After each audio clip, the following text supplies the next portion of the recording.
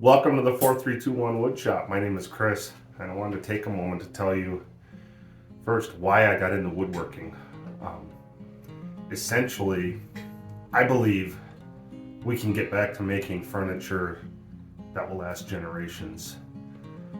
Personally, I got tired of the furniture that just particle board and you move it twice and it falls apart, versus my kids have dressers that have been in their family for 3-4 generations now, and I thought, I can build that stuff, I can learn how, and maybe my grandkids will be fighting over it in their house.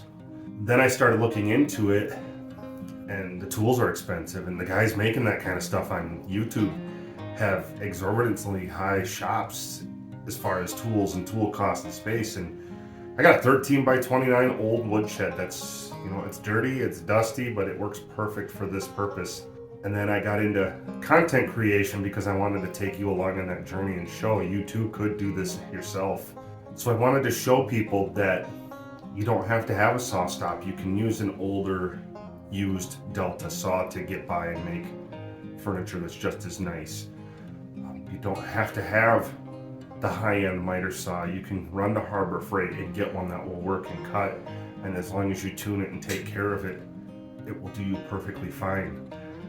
I wanted to show that you can buy hand tools at various places inexpensively and still make a dovetail and things like that. And I'm no professional. I'm learning just as everybody else, and wanted to show that journey. And I wanted to show that in some cases you start off with a used planer, and maybe at some point you need to upgrade.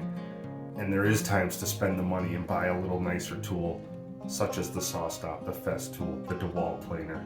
That's a bit about me and why I do this and why I'm taking you along on that journey with me. So if you want to see more items created with inexpensive tools and talking about these tools and reviewing them, head on over to my channel, 4321 Woodworking, and take a look. Thanks. Have a good night.